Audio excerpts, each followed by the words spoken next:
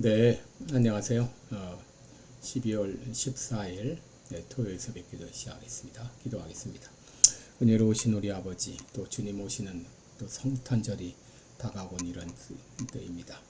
주님의 오심을 우리가 기억하며 또 우리 위에서 십자가에 달려 피 흘려 죽으시기 위해서 인간의 몸을 입고 이 땅에 오신 주님을 기억하며 하늘 보좌를 버리시고 낮고 천한 자리에 오신 주님을 우리가 바라보며 우리도 그렇게 닮아갈 수 있기를 원합니다.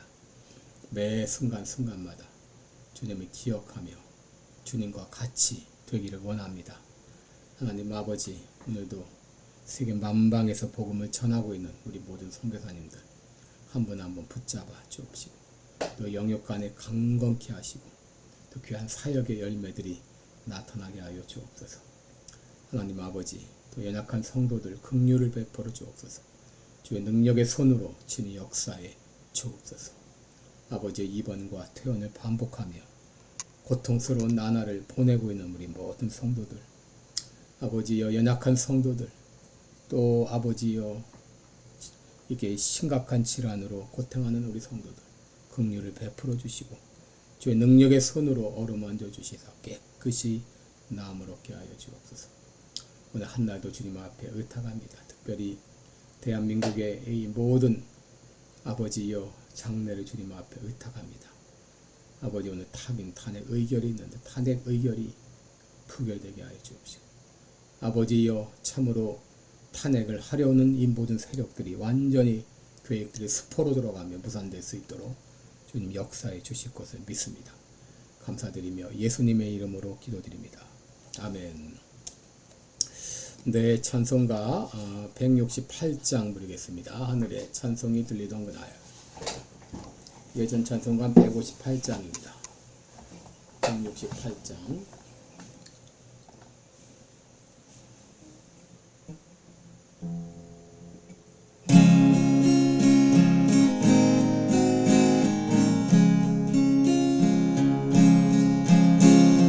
하늘에 찬송이 들리던 그날, 죄악이 가득한 그날 밤에 동정녀 몸에서 탄생한 주님, 우리를 구하러 오신 예수, 살아서 사랑 죽어서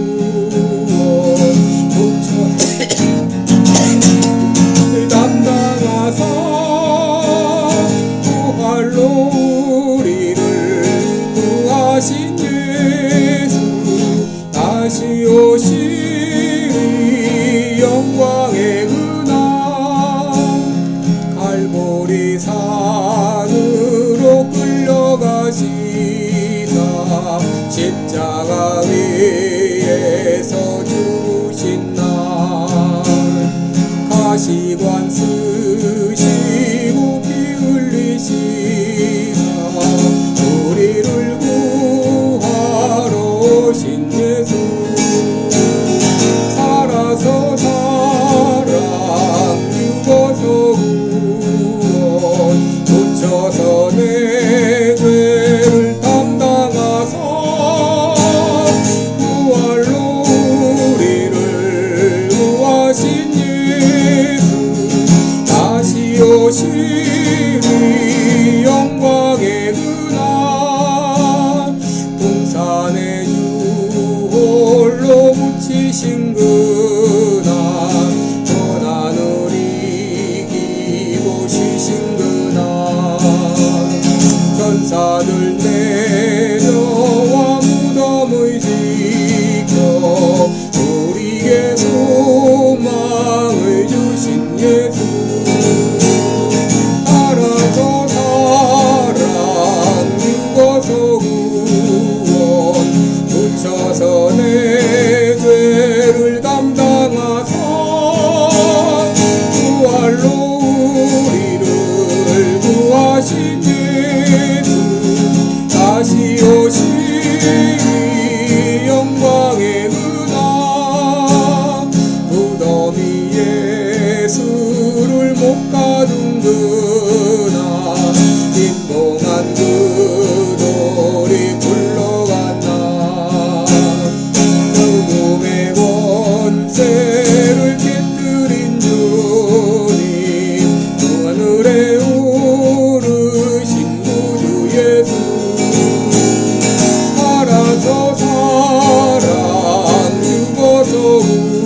구원 붙여서 내 죄를 담당하사 부활로 우리를 구하신 예수 다시 오시리 영광의 그날 천사장 나팔이 울리던 그날 하늘의 영광이 나타날 때 날 사랑하시는 참되신 친구 날 영접하시러 오실 예수 알아서 사랑 죽어서 구원 붙여서 내 죄를 담당하사 부활로 우리를 구하신 예수 다시 오시리 영광의 그날. 아멘. 네, 우리 오늘은 창세기 7장입니다. 창세기 7장 1절로 12절까지 보겠습니다. 창세기 7장 1절로 12절까지 제가 봉독해 드립니다. 여호와께서 노아에게 이르시되 너와 내 온 집은 방주로 들어가라. 내가 이 세대에 내 앞에서 의로움을 내가 보았음이니라. 너는 모든 청결한 짐승은 암수 7씩 부정한 것은 암수 2씩 내게로 취하며 공중의 새도 암수 7씩을 취하여 그 씨를 온 지면에 유정케 하라.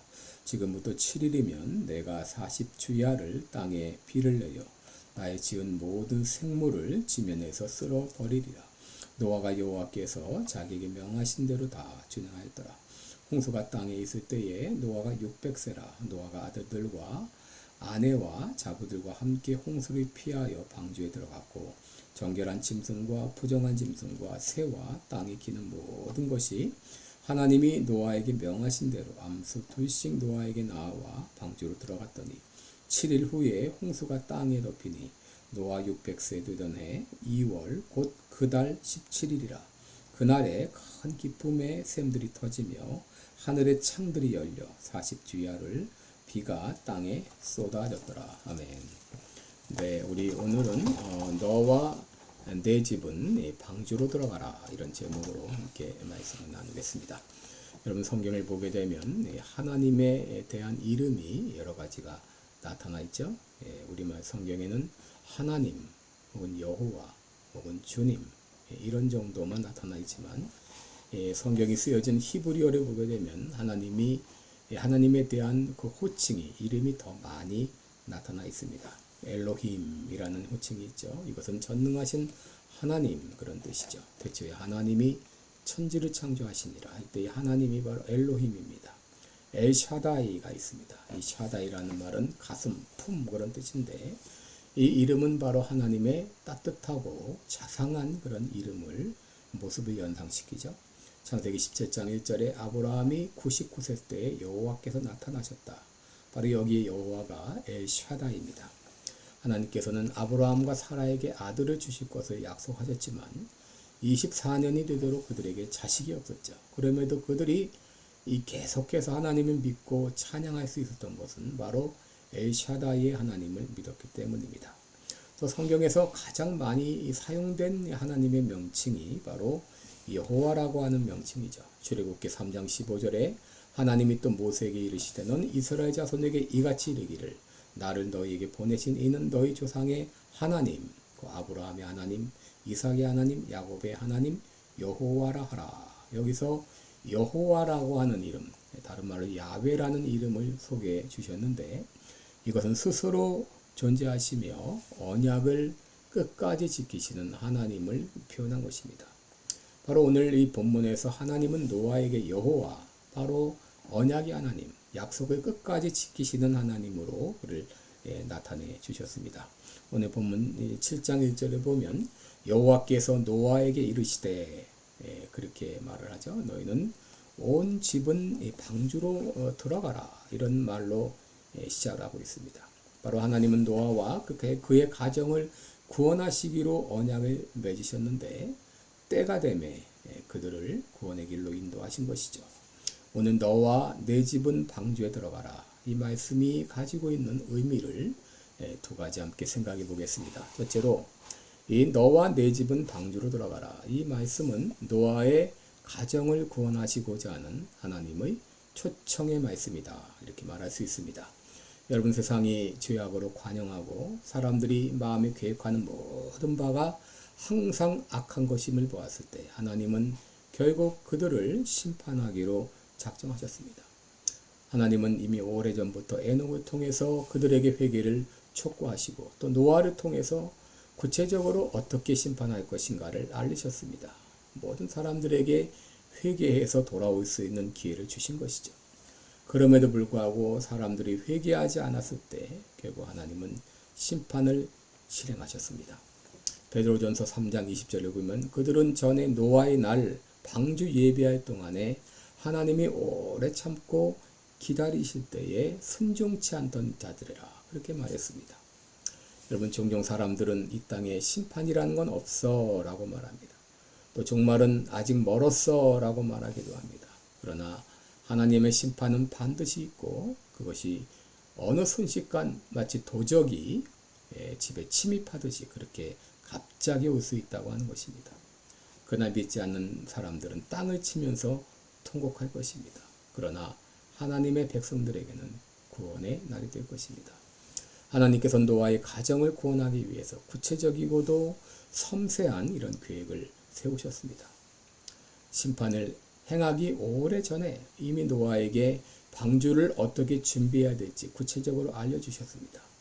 그리고 노아와 일방적으로 언약을 맺으면서 그들을 구원해 주실 것을 약속하셨습니다. 이렇게 노아로 준비하게 하신 하나님은 120년이 지난 어느 날 다시 노아에게 말씀하셨습니다. 여호와께서 노아에게 이르시되 그랬죠? 하나님께서 노아에게 어떤 말씀을 주셨는지 구체적인 증거는 나타나 있지 않습니다. 그런데 때가 되매 어느 날 하나님께서는 다시 노아에게 말씀하신 것입니다. 우리는 종종 성경을 보면서 하나님께서 노아에게 말씀하셨듯이 혹은 아브라함에게 말씀하셨듯이 우리에게도 직접 말씀해 주시기를 바랄 때가 있죠. 그러나 여러분, 성경에 나타난 인물이라고 늘 하나님의 육성을 듣고 산 것은 아니었습니다. 그들이 직접 음성을 들은 순간은 잠깐에 불과했습니다. 오늘도 노아에게 나타나 말씀하신 것도 아주 오랜만의 일입니다. 바로 오셔서 뭐라고 말씀하셨는가? 너와 네 온 집은 방주로 들어가라. 그들을 구원의 길로 초청해 주신 것입니다. 여러분, 오늘날도 하나님은 변함없이 우리를 부르고 계시죠. 우리를 천국 잔치로 초청해 주십니다. 수고하고 무거운 짐진 자들아 다 내게로 오라. 내가 너희를 편히 쉬게 하리라. 누구든지 목마르거든 내게로 와서 마시라. 나를 믿는 자는 성경에 이름과 같이 그 배에서 생수의 강이 흘러나리라. 너희 목마른 자들아 물로 나오라. 돈 없는 자도 오라. 너희는 와서 사 먹되 돈 없이 값 없이 와서 포도주와 젖을 사라. 여러분, 오늘날도 하나님께서는 담 없는 사랑으로 우리를 초대해 주고 계십니다. 그럼에도 많은 사람들은 그 하나님의 사랑을, 그 초청을 거절하고 있습니다. 마태복음 22장을 보면 왕이 베푼 혼인잔치의 비유가 나오는데 왕이 아들의 혼인을 위해서 성대한 잔치를 베풀었죠. 그리고 사람들을 초대했는데 많은 사람들이 이 왕의 초청을 거절했습니다. 어떤 사람은 상업차로, 어떤 사람은 농사일로, 어떤 이는 이제 결혼식 때문에 각각 자기의 그 바쁜 일을 핑계로 이 왕의 초청을 거절했습니다. 근데 여러분, 왜 이들이 왕의 초청을 거절했을까요? 근본적인 이유는 그 잔치가 왕의 잔치라고 하는 것을 몰랐기 때문이고, 그리고 이 잔치가 얼마나 즐겁고 복된가를 몰랐기 때문이죠. 여러분, 노아 당시에도 그랬습니다. 하나님은 세상을 심판하기로 작정하시고 노아를 통해 방주를 예배하게 하시고 그리고 노아를 통해 그들의 구원으로 초청했습니다. 그런데 그때 사람들은 어떻게 했나요? 마태복음 24장 38절에 보면 홍수 전에 노아가 방주에 들어가던 날까지 사람들이 먹고 마시고 장가가고 시집가고 있으면서 홍수가 나기까지 깨닫지 못했다. 인자의 임함도 이와 같으리라 라고 말했습니다. 여러분, 노아 당시 사람들이 하나님의 초청을 거절한 이유는 먹고 마시고 노느라고 정신 팔렸기 때문입니다. 무엇보다도 그들이 하나님의 초청을 거절한 것은 앞으로 자신들이 당할 일을 믿지 않았기 때문이죠. 여러분, 오늘날에도 많은 사람들이 먹고 마시고 놀러가고 돈 버느라고 여러 이유를 들어 하나님의 초청을 거절하고 있습니다. 그러나 가장 근본적인 이유는 자신이 멸망당할 존재라고 하는 것을 알지 못하기 때문이죠. 여러분, 왜 사람이 귀합니까? 그것은 바로 하나님의 형상을 따라 지음을 받았기 때문입니다.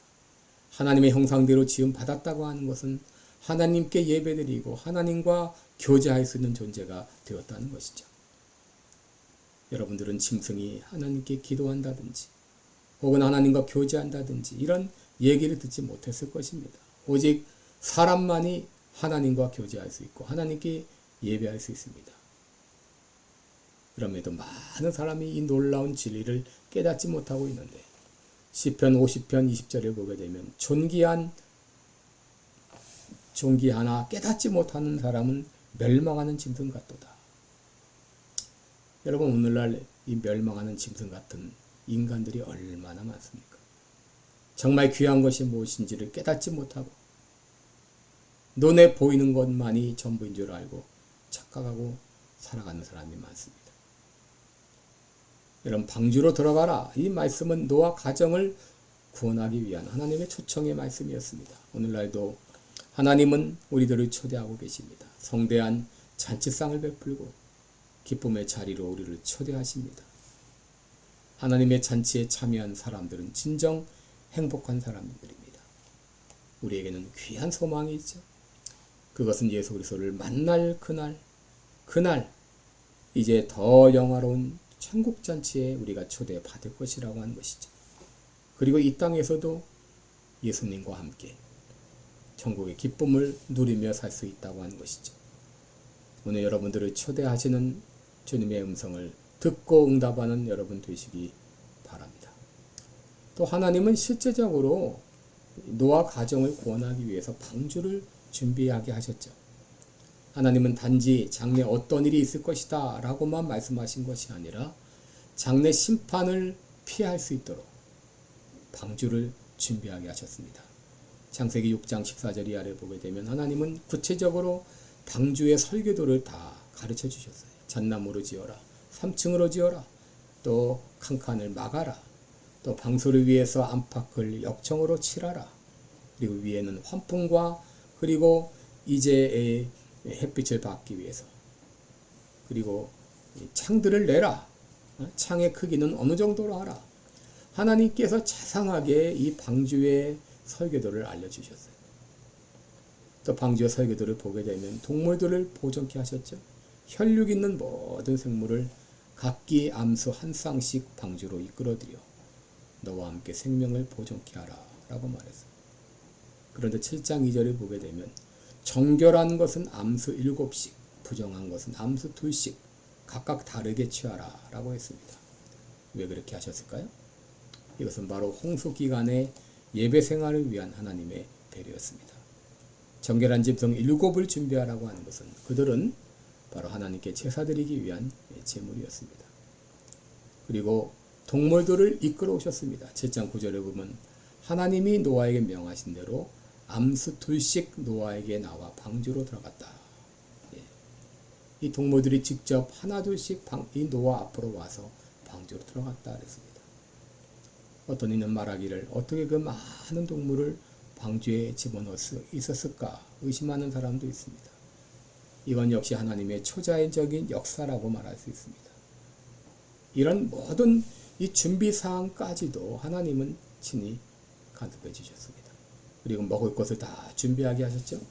창세기 6장 21절에 보면 너는 모든 먹을 식물을 내게로 가져오라. 가져와서 저축하라. 이것이 너와 그들의 식물이 되리라. 이서 모든 음식까지 다 준비하게 하셨어요. 하나님께서 영적인 부분뿐만 아니라 육신적인 부분까지 자상하게 간섭해 주신 것을 보게 됩니다. 이스라엘 아합 왕 시대에 하나님께서는 이 아합의 악함으로 말미암아 수년 동안 가뭄이 왔습니다. 가뭄으로 인해서 먹을 것이 다 떨어지게 되었을 때 하나님께서는 엘리야를 보호해 주셨죠. 엘리야를 그리시네가로 인도하시고 까마귀를 통해 모든 먹을 것을 공급해 주셨습니다. 이는 비상시국에는 하나님이 직접적으로 간섭해 주신 것이죠. 바로 120년이 지났을 때 하나님은 노아에게 말씀하셨습니다. 너와 내 집은 방주로 들어가라. 여러분, 하나님은 노아를 잊지 않고 계셨습니다. 그리고 하나님은 노아와의 약속을 지키셨습니다. 너와 내 집은 방주로 들어가라. 이것은 하나님께서 이 노아 가족이 방주로 들어가야 할 때가 언제인지를 알려주신 것이죠. 여기 8장 2절 보게 되면 하나님이 노아와 그와 함께 있는 모든 들짐승들과 육축들을 권념하사, 그런 말이 나오죠. 권념하사. 하나님께서는 다 기억하셨다 하는 말입니다. 기억했다. 다 기억했다. 권념하사 기억했다. 잊은 줄 알았는데 잊지 않고 하나님은 다 기억하셨습니다.